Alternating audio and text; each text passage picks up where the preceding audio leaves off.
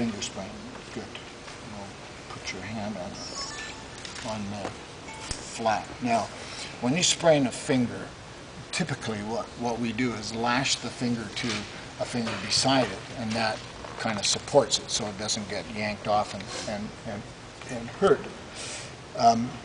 And when you read different books on taping, they have different ways that you should tape. You shouldn't tape to the baby finger. You should tape to the baby finger, and they have reasons like if you tape to the baby finger, then both the baby fingers going to get injured if it gets hooked on something and pulled back, and who cares? What's really important is that you have the best function out of your hand when you lash one finger to the other. And in order to have the best function, you need your knuckles to line up so that they bend, that the PIP and DIP joints bend almost at exactly the same place, if you can do it. So, and the only fingers that we really have a choice on are the middle digit and the ring finger.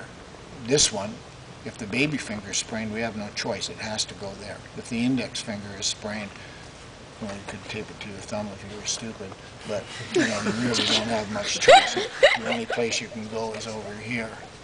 So we have a choice with these two fingers, and typically the one that gets injured the most is the long one that's sticking up there. So we can go either way with this guy. We'll say that his middle digit is sprained. Which way am I going to go? Well, what I would do is put his hand down here and have a look at the PIP and DIP joints, and his second and fourth digits are pretty much the same length. But look at, see my hand. His second is a bit shorter, but I have what's called a 2D4D difference, and it's just a genetic thing. I was telling the last class that well, this is many years ago now. Some reporter in the Sun wrote an article saying that people that have 2D4D are I forget the proper term, but basically she called me a slut. Like that. And I've never forgotten that, because I thought, what a stupid thing to base somebody's sexual activity on by the length of their second finger, for Christ's sake. It's the stupidest thing, but I've always remembered this 2D4D deal because of that dumb article like that. But when I look at his hands, and you're a bit anomalous, the difference between his second and fourth digits compared to the DIP joint on the third digit, not a huge difference. If I come down here, I think maybe his index finger is looking a little closer than the ring finger there, but not huge. So, on his hand, it's one of the few that I've seen. It wouldn't really matter which way I went too much. When people have no 2D4D difference, when the fingers are identical like yours, yeah, you see, if you look at her hand, you would definitely go with these two. When there's no difference at all, the ring finger is usually the one that you'll go to. And I would have to go to the ring finger on my hand, because yeah, on hers, you're right. There's your match, is index finger. With hers, it's a ring finger. With hers, it's the index finger. So you kind of have to look at everybody, and you can't just say, oh, I'm going to lash it this way. You may have to change with different people. Okay, so I said, which way am I going to go with you? This one. Okay. So with this tape job, you need tiny little pieces here. And it's probably a good idea to start these with a pair of scissors. And I'm going to get one really thin piece, and I'm going to lay this down with the sticky side out right in the crotch of the two fingers that I'm going to do. So open those fingers up, and I'm just going to lay this in here for now. And the hardest part there, that was pretty good. Now, here's the other thing about fingers and hands, is that usually you tape them right together, But his are pretty tight. I would actually have to put a pretty thin spacer on there. Look at the space in between my fingers if I hold my fingers straight apart. And his is much closer than mine. So I would need a slightly bigger spacer on my fingers, because I want his fingers comfortably spread apart, not jammed together so that the knuckles are pushing into the skin. So I probably wouldn't need much more than just a single fold on him. I'm just going to do one fold with the heel and lace pad, and I want to just take a measurement and make sure that my heel and lace pad doesn't come up past his DIP joint. So I'm going to tear it off about there, and then I'm just going to get him to very, very lightly just keep that from falling out between his fingers. And then I'm going to take my tape and I'm going to lash these two fingers together. And this is what you have to be very careful about when you're putting these straps on.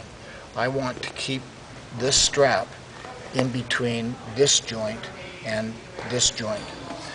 And I mean, I've got lots of room on this side, but when I roll his hand over, and come up this side, you can see I'm way down here. I'm right in that joint space, and that's going to stop him from flexing. The tape is going to bind in the joint.